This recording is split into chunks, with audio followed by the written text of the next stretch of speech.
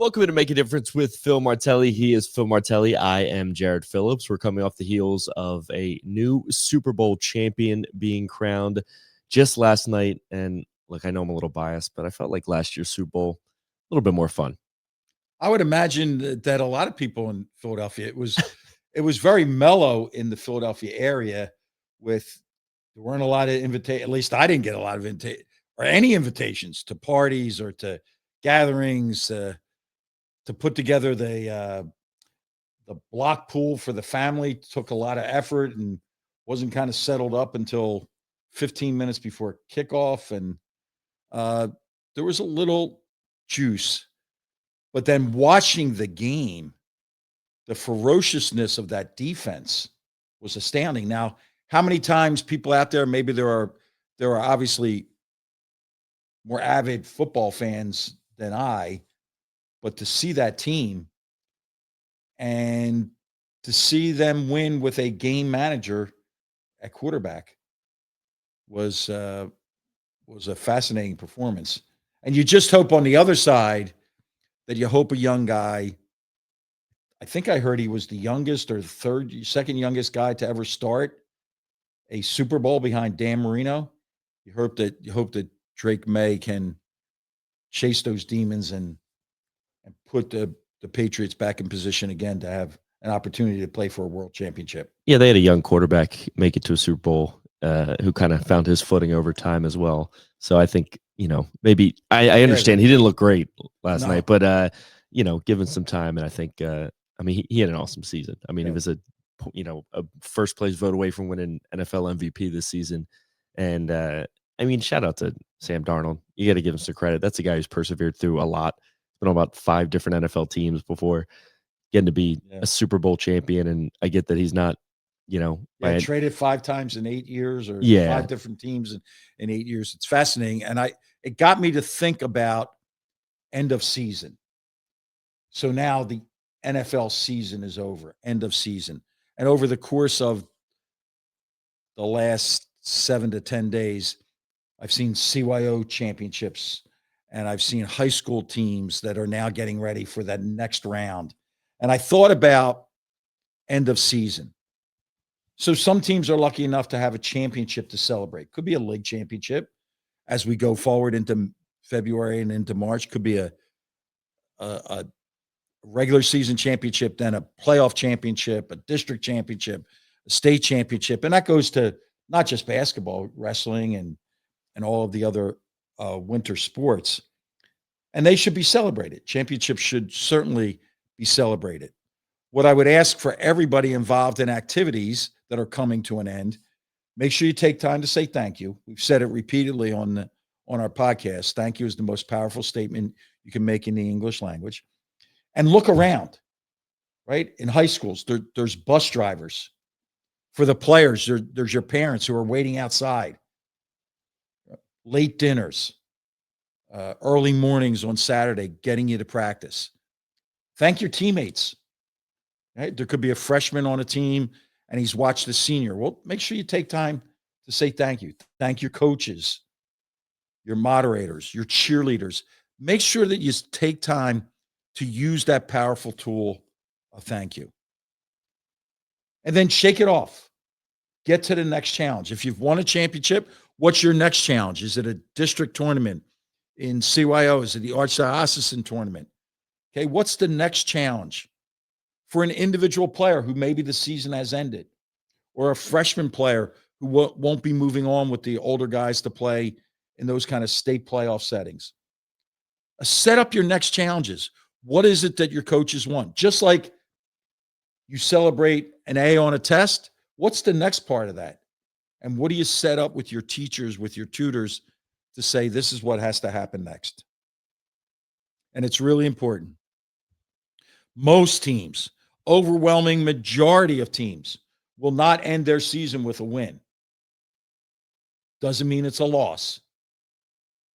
The challenge is, what were the lessons learned? So in business, we got that sale, celebrate. What's the next challenge? In business, we didn't get that sale. I didn't get that promotion. Okay, what was learned and how do we apply that moving forward. End of season, end of the financial quarter, whatever it would be, always about lessons, but most especially spread thanks to all those people that sacrificed right along with you and your players, and coaches need to do the same. Express thanks to all those that gave up so that the whole group could move forward.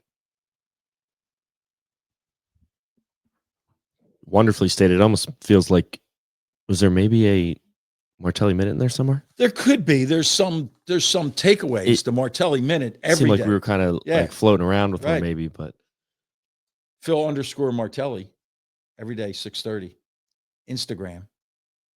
Status Solutions has been with us from the very beginning. What are they bringing? School security for our young people, but the community gets involved. You need to find out more about Status Solution. Go to statussolutions.com. But it's every morning, 6:30. And here's the first one. Wake up believing that greatness is within your reach. In all walks of life, wake up every day believing greatness is within your reach. Focus on one small step at a time. If we get involved in giant leaps, fear can enter in, the uncertainty of can I make it? But if we just get up with making one small step, outwork any and all obstacles. There will be obstacles in everybody's way. There'll be obstacles in writing a paper. There'll be obstacles in delivering a speech. There'll be obstacles in getting to practice. At practice, there'll be obstacles. Outwork it. Keep going. Keep going. You know, I'm not a big keep grinding. No. It's just about work. Do the work. Prepare with a purpose. If you go in each day into a classroom, what is your purpose that day? You walk into your office. What's your purpose? And then prepare with that purpose in mind. Here's one that connects with the Super Bowl. Treat every day as your own personal Super Bowl. Star in your role. So in the Super Bowl, if Walker doesn't star as the running back, if the defensive line doesn't star, right? If Darnold doesn't star, they don't win.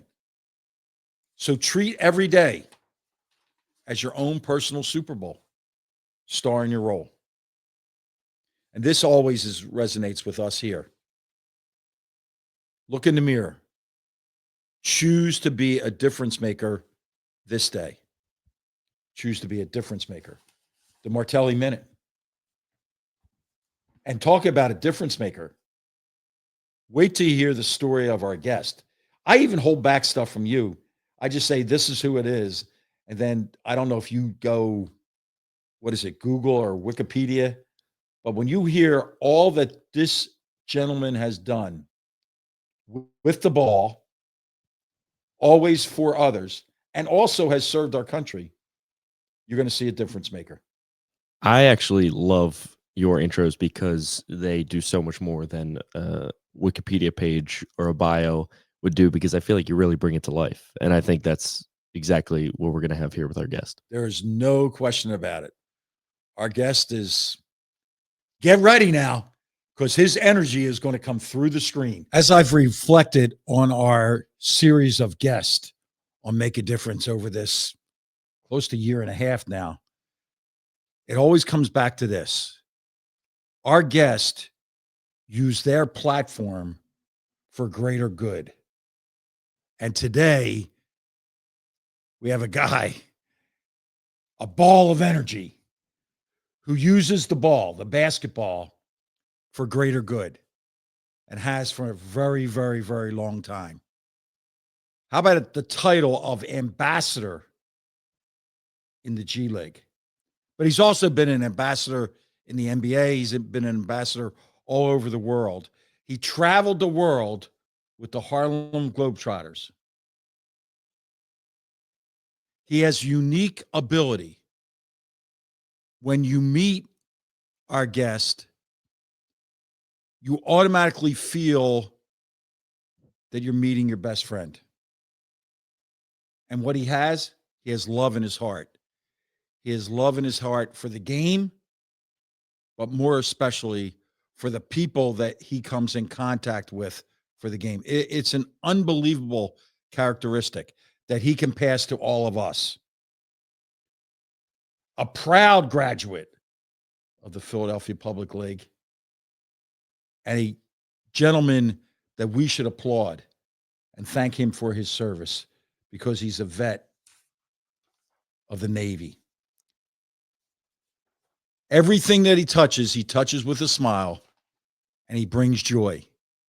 And we're delighted to be joined on Make a Difference with Joe Richmond. Joe, thank you. Hey, Coach Martelli, how's it going? No, it's so awesome to be here. Well, Joe, I have to start with this one, because you and I are going to choke up a little bit, but that's part of Make a Difference. Would you please share the influence that Big Mike Richmond has had on you? Well, man, me and my brother, since we were like 10 years old, playing in our first church basketball league, we won our first championship, and my mom put those trophies up on the mantelpiece proudly. And my brother has always been my biggest influence. I mean, from high school to college at Texas El Paso, even when he was at New Mexico Junior College with Avery Johnson and the coach Ron Black. Then he went over there with the great Don Haskins, with Tim Hardaway and Antonio Davis and those guys. Mike has always been about the community. Mike has always been about the neighborhood. You always hear about, like, everybody loved him. Mike was truly that a gentle giant, man. He was Shaq before Shaq for us.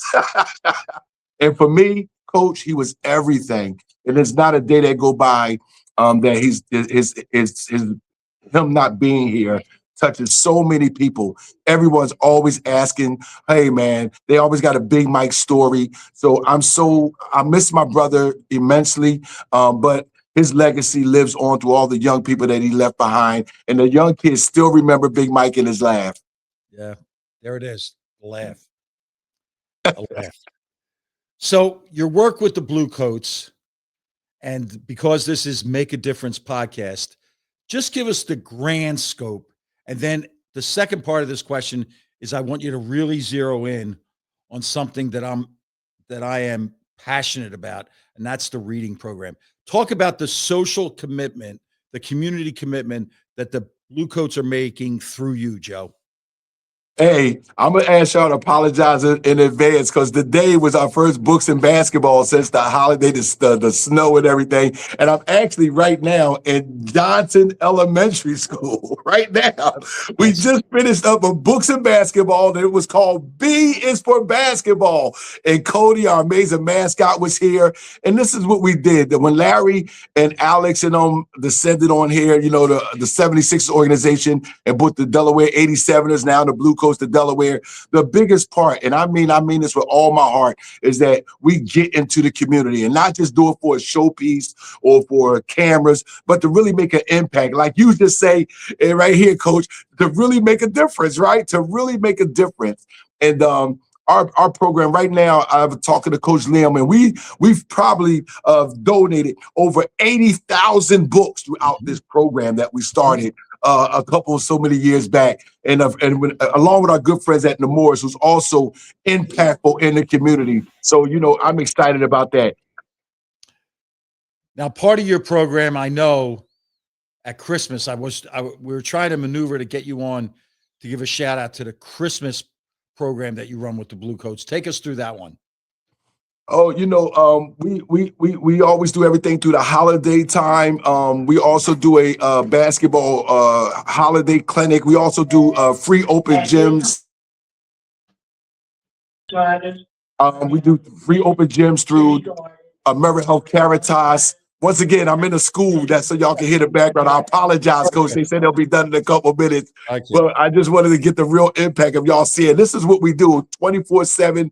7 days a week, holiday time, summertime. When the Blue Coats are done, We still in the community. We do not stop. And this is our relationship that we have with the schools. And whether it's a Thanksgiving, Christmas, President's Day, Martin Luther King, we are always in the community, Coach. We never, ever stop. And I just love it. I really passionately enjoy it.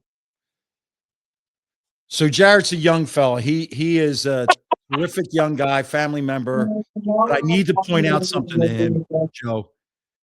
Over the course of these 3 or 4 sentences, do you notice what Joe has said?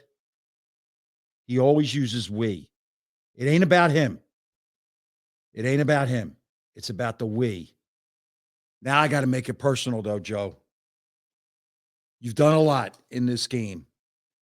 Most influential player or coach that you've interacted with? G League, internationally, pub, Philly. Most influential player and coach beyond Big Mike. Wow, that's a tough one. Coach, I mean, we all came up under that flag back when we grew up. It was Sunny Hill, no question about it. That was a rite of passage, right? To play in the Sunny Hill League, the Charles. When you got a little higher, you got into the College League, you got into the Bill Berry League, you got into the Baker League. But all of that was a part of which Sonny and all those guys created over there, right? Claude and T and those guys. You know, it was just an amazing thing. You know, when no social media and stuff like that. So you heard about these individuals, you read about them in the daily news and things of that nature. So as a community, that's where I got the community part from. And but just being under him, I didn't make the Sunny Hill team like 3 different times, and then I came back and I finally made it. So even though I had some elementary school coaches in high school, but Mr. Sunny was probably the most influential coach I came across. Players, oh my Lord. This player might be a little before you, Jarrett. Lionel Simmons, the L Train, LaSalle University.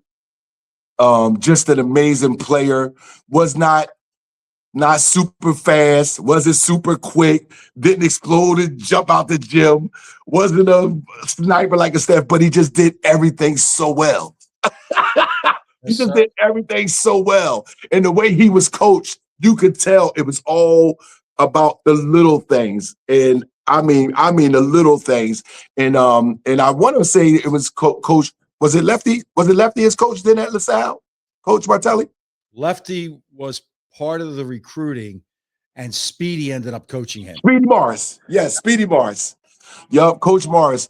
And Coach Morris is a part of American Health Caritas, who also sponsors all our open gyms, the Christmas ones that Coach Martelli was talking about. So look at that. Look at how that comes all together, full circle from that. Mm-hmm. So, Joe, we've never shared this before, but you just said that he was cut from the Sunny Hill. I was cut from the Sunny Hill team. Second and third. I was cut by Claude and T for the South Philly team. We were there. We had just played for the Catholic League Championship with Mo Howard.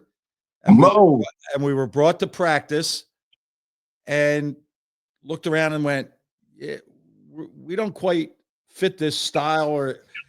But Claude and T, you know what? They said the same things to us, Joe, that they said to you. So I felt like I was part of the Sunny Hill League for a long time because of that relationship. Yes, sir. Wow. You have an unbelievable smile and an unbelievable personality. Was that a learned behavior, or was it something that is just natural to you? Well, I went to George Washington Elementary School, and Coach Woods, but Coach Mr. Bill Bradley, who was our teacher, he always smiled and always and he was like, he always had that saying, and I know everybody say it now, any day above the ground is a great day, kids. And I'm like, I never understood it when I was a kid. I never really understood it when I was a kid. And they're making announcements because they're dismissive right now. But it was something that really resonated with me that I will always appreciate every day, just being able to wake up and just enjoy life. And I don't think it's a minute that I have not been on this earth that I have not been appreciative. I've always, when I get out in the community, I see a kid. I don't care who the kid is. I'm always trying to make that kid happy. I'm always trying to make that kid smile because, as you know, Coach, there's enough madness in the world, right? So if you can bring anything to a kid, that's my key. And I love that when Alex and Larry turn me loose in the community and say, "Yo, this go be Coach Joe." Man, I was ready, Coach. I ain't had to run no sprints. I ain't had to do no jumping jacks. I just had to show up with a laugh and a basketball and say, "Hey, kids, y'all want to have some fun? Here we go." There you go. The Blue Coats program, and you've mentioned it, passed from the top down. But I also know this because I've seen you work on a couple of different occasions. Can you brag about the young people that are working with you? Not working for you, they work with you. Can you brag about them? Yeah, I say this all the time from Alex and Larry. I've never had a boss since I've been in. I've been here, blessed to be here 16 years. I've never had a boss. They've just been great leaders. And that's what teaches us for everything. I mean, Joe Kane, I watched Joe Kane sweep out garages. Now was Joe Kane running basketball ops, right? Jenna, I watched Jenna give out tickets at the front. Now Jenna's running the social media and all these different things coming from Rowan University. And Joe came from St. Joe's Prep area. I look at Liam, a Penn State guy. Liam just was at one of those recruiting things as Wells Fargo, which is now Xfinity Live. But Liam just came there because the Sixers was playing the Denver Nuggets, and he wanted to see Joel Embiid against Jokic, and he signed up. And these guys are just creative and amazing, right? Our sales team, we got one of the smallest sales team in the league, but we pack our gym out every game. It was just an amazing work between Colin Waitsman, Colin T, Gabby, Aiden, Jess. I mean, we just got an amazing, crazy team. And then our kids that just come in and want to be a part of it. Our basketball staff is totally different than anything else. So I'm excited about our team as a whole. The players that come through the Blue Coats, the players that come through the G League, they're scratching and clawing. Been there, done that, Joe. I know that. But they're scratching and clawing. How much of an interaction do you have with these young guys? And how many times do you sit and look them in the eye and say, you know what? Somebody lifted you.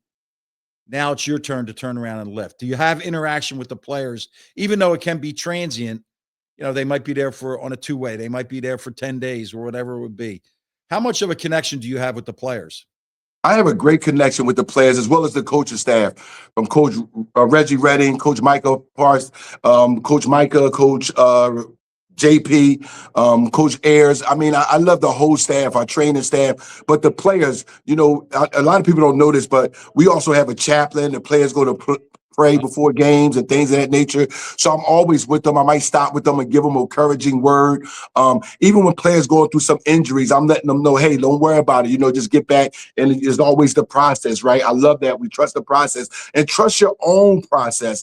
And sometimes just to talk to the players. I talk to Aminu, and he just has a beautiful family. I always say, how's my niece doing? So I adopted their kids and, and things of that nature. Even when Jameer, one of your players, when his daughter had her birthday party at the field house, we celebrated. It's like family. And that's something that was created from Alex and Larry. And I'm telling you, what we have, Coach, and you see it, Coach, you are so humble because you come out and you don't want to be, but we try to treat all our celebrities and all our dignitaries and people of your stature with the utmost respect. And that's an amazing thing. So we are a family, and our players, none of it would be possible without the players. We all know that they're the talent. That's who the kids come to see. They see them on social media. They see them on the 2K games. And the G League has done an amazing job getting our players out there. But I am thankful that our new GM is before her, Elton Brand and Ariana.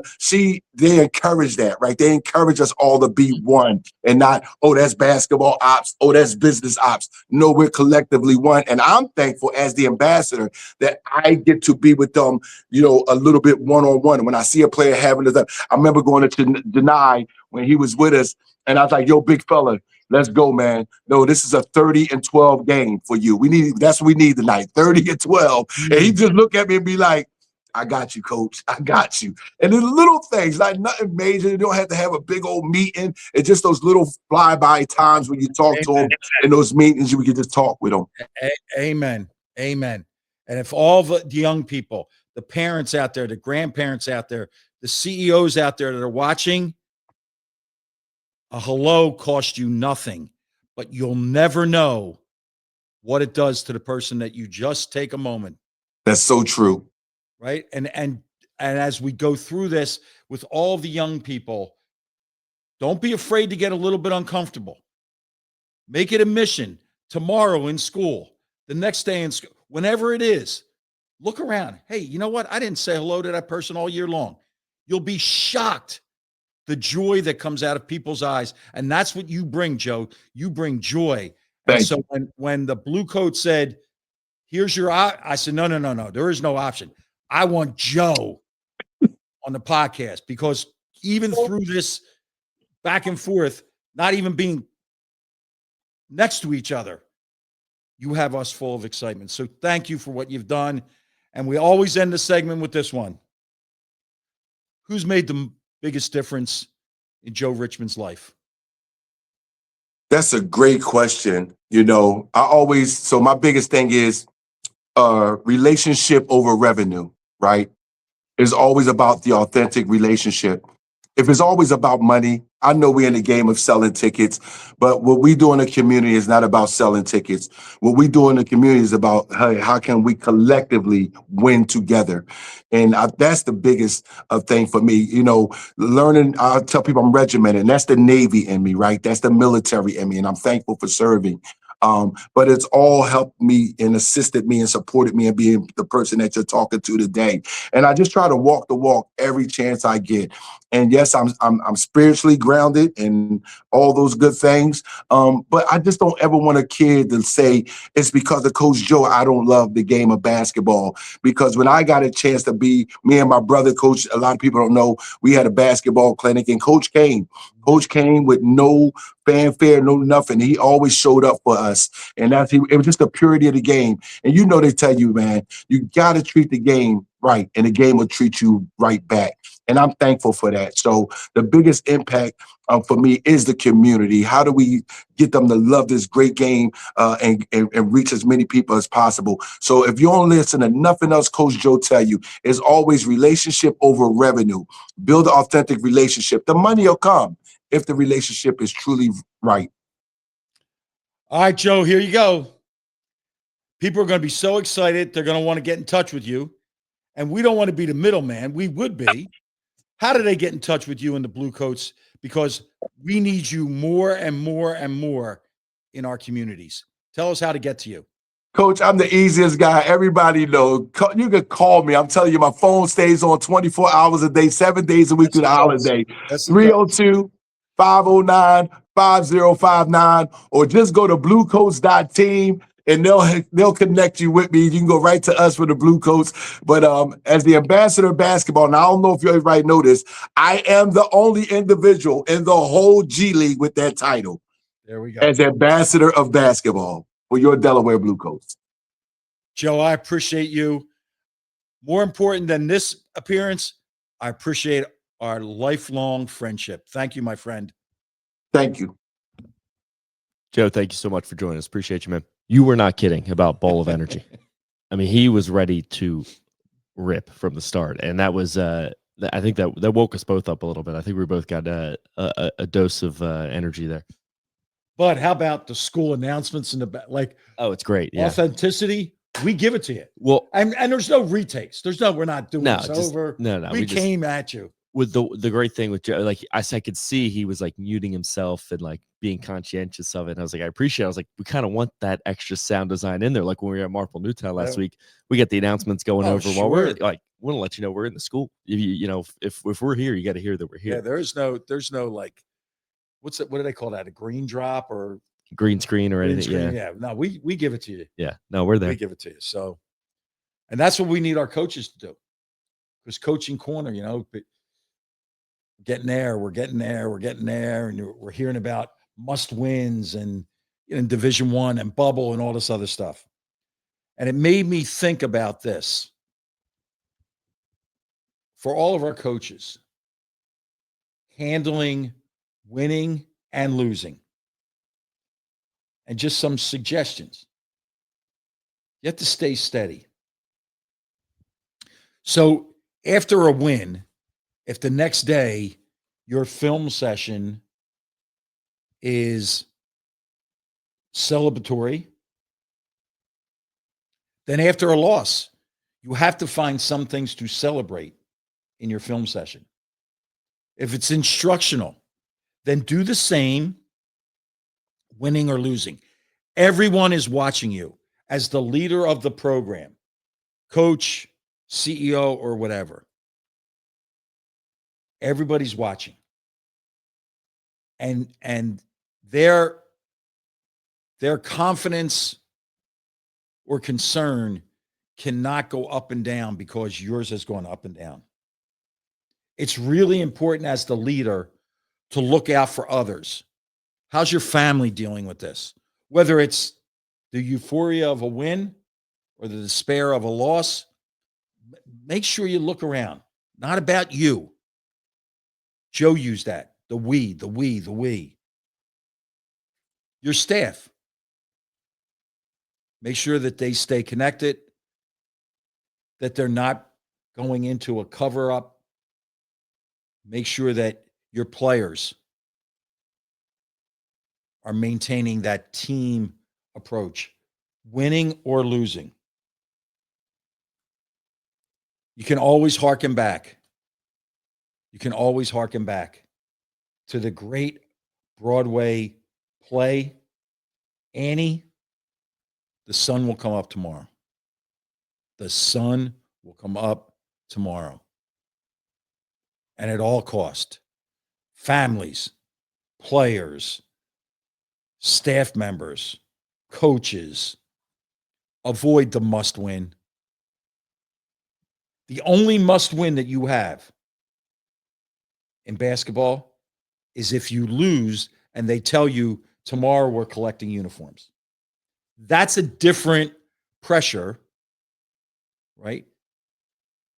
But during the season, teams on a bubble, they must win this. Well, no, if they must win and they lose, was that a must loss? And now people say, well, you can't go forward. You always have to remember that there's another day, another challenge, another opportunity. We opened the podcast talking about end of season. That would be where this comes in, right?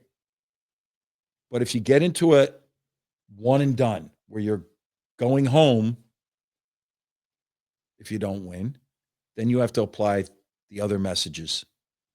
But in this situation, handling, winning, and losing is really important because you have to be continue to be all about daily improvement.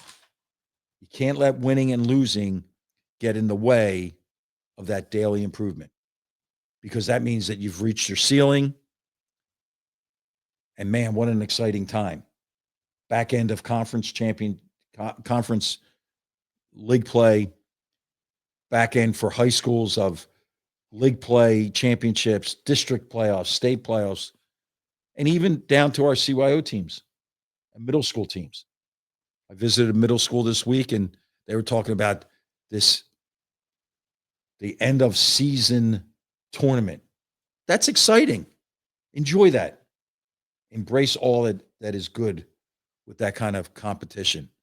That really gets those juices flowing. So winning and losing, how you handle it says a lot about you as a person. That's a lot more important than what they say about you as a coach or what they say about you as a player. I want to circle back and maybe go under the hood a little bit here, just because you mentioned how you always want to find something good and bad to bring out of a film session, win or loss. I mean, did you always make a point to that? Like, even if there was a game where you guys just got your butts kicked and you're like, you want to burn it, right? But you're like, I need to find something to drag out of this that we can build on, right? I always looked at our film session after a game, win or lose. Here's what I wanted to give you. I wanted to give you 3 positives. I wanted to give you 3 negatives. And then I wanted to give you 3 growth opportunities that we would have. And somebody will say, well, man, what if you got waxed and how do you do that? Well, you look for some. Maybe it was the practice prep. You talk about the practice prep. Maybe you talk about a timeout when everybody's down and out and somebody spoke up. You pick out those nuggets that you can hang on to, because the storms are still going to come. But if we had it once, can we repeat it? Can we replicate it? And then on the positives, on the negatives, yeah, even if we won big, you know what? I really didn't like practice the day before because too many turnovers or whatever it would be. Not artificial, but it was real deal. Those film sessions weren't, man, you had a heck of a game. You had 22 and 10 rebounds and no, but you could point out 4 double-figure scores, 5 double-figure scores. How about the play at the end of the game and there could be walk-ons, and instead of taking the shot, he shared the ball. Those are the kind of things that people want you to notice and think you don't because your cloud is so expansive. You make a really good point. It's hard. It's hard. And there are some times, I mean, there are times when you go, look, I can't find anything. But you might say to them, did anybody pick up anything? Right? And somebody might say, yeah, so-and-so came back. We came home and we were all dragging and he went in the gym. Those kind of things, you want to lift the individual. You want to notice the individual. And if it can lift everybody else, it's a big deal. I love the insight we get here from Coach's Corner. I mean, I wonder how much of that insight are you taking on the road in your many travels? Oh, we're taking it. We're having a lot of opportunities. And last week was crowded. I think some highlights were the Markwood Luncheon at the Bala Country Club, and that's like a precursor to next week's guest will be from the Markwood Club. And they honored Steve Donahue, and they honored Teresa Grentz, who was a Mighty Mac, who is in the Basketball Hall of Fame, and was kind enough, the Markwood Club was kind enough to invite Judy to attend along with their teammates and Mel Greenberg and Dick Weiss, and had a chance to get in there real quick and get moving because I had been invited to the Black Rock Middle School to speak to their Brotherhood program and their basketball teams. Their Brotherhood program was a group of about 25 6th and 7th graders who they are building into leaders in the school, who have on occasion made a left turn, and they wanted to bring them back. They gave them unbelievable Nike Air Jordan shirts. And we had a chance to have real conversation with them. Very impressive program. Really impressive. I salute the schools. We did this at Marple Newtown, who are making the education outside of the classroom. Really invaluable to have spent some time with them. And then had a trip to Milwaukee, Wisconsin. 8-15 Marquette team playing Butler. Butler coming off of a double overtime loss at Providence where they missed 2 free throws to win it and a free throw to win it at the end of the first overtime. 15,000 people at the game. They honored Tom Crean with a banner. Dwayne Wade stopped by the television table to say hello. And I had to ask him. I said, Dwayne, I'm just trying to check a rumor here. With everybody else getting eligibility, are you here on an official visit? Will you be playing? His response was, my knees are bad. I said, Dwayne, have you seen what some of these guys are making for 30 games? He goes, Coach, you make a good point. So had a chance to visit with Thad Matta, Shaka Smart, and it got me thinking about coaching against them when Shaka was at VCU and Thad was at Xavier. Wonderful performance by Marquette. Butler was up against it, having had 2 starters out, and then having to come off the emotional roller coaster of the Providence game on the road and then getting back on the road. So thank you to everybody at Marquette and at Butler and at Fox for allowing me to have that opportunity. And I just love the juxtaposition of a middle school team and then 36 hours later watching college kids play. So this ball is special. It's done a lot. So thank you. And now it sets me up for where I'll go. And this is really centered around basketball. As always. As always. We have VCU in Philadelphia at LaSalle. We'll catch that. And then head to Richmond. VCU at Richmond on Saturday early evening. But going early enough to see Philip Stephen play for the collegiate school, followed by his brother Nate, who is in 2nd grade. He's playing in a neighborhood league. He has playoffs Saturday morning at 8, followed by Mara, who is in the 8th grade. Her CYO playoffs are at 10 o'clock. Then the game. And all the while juggling NIT responsibilities. This is another committee call. You call your conferences.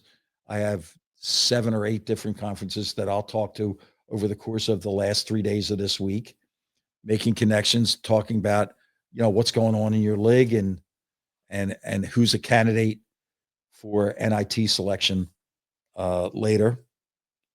And then we talked about the prep for next week's guest, a championship in Philadelphia coach, a state champion in Delaware, and now has taken on the remarkable Markwood Club, all that they've done. And I've talked to the Markwood Club about the Markwood Club before, a candidate eventually for induction into the Naismith Hall of Fame because of community service. So it's going to be a terrific stretch, a lot of ball, and a lot of go Rams. Always go Rams. Always. A lot of ball. Wouldn't have it any other way. We want to thank Joe Richmond for joining us once again. A lot. I mean, just absolute ball of energy. Really picked us up on this Monday afternoon. We will have a look, more hoops down the pipeline. Football is officially over, but I know you have on your calendar pitchers and catchers. So I just know you do. I'm sure you're pretty locked in there, which we'll start getting around to here as this spring rolls around. Where Lord knows we need it. It's been cold out there. But it's cold out there. Another great one coming up next week, centered around the Markwood Club, which will be awesome. Someone with a personal connection to us as well, which is always fun. And if you're looking to make a difference with Phil, head on over to pnjmakeadifference.com. That's where you can tell Phil your story and get in touch with him to see if he can help you make a difference in the classroom, in the workplace, or on or off the court. We are at Make a Difference Pod on Instagram, TikTok, and YouTube, at Make a Diff Pod on X. Make a Difference with Phil Martelli on Facebook. If you are watching on YouTube, feel free to like and subscribe. If you're listening on Spotify, Apple, wherever you get your podcasts, we'd greatly appreciate that 5-star rating. If you are looking for the Martelli Minute, that is at Phil_Martelli on Instagram. I think that's all we got for you. One last go Rams. We got to go Rams. Go Rams.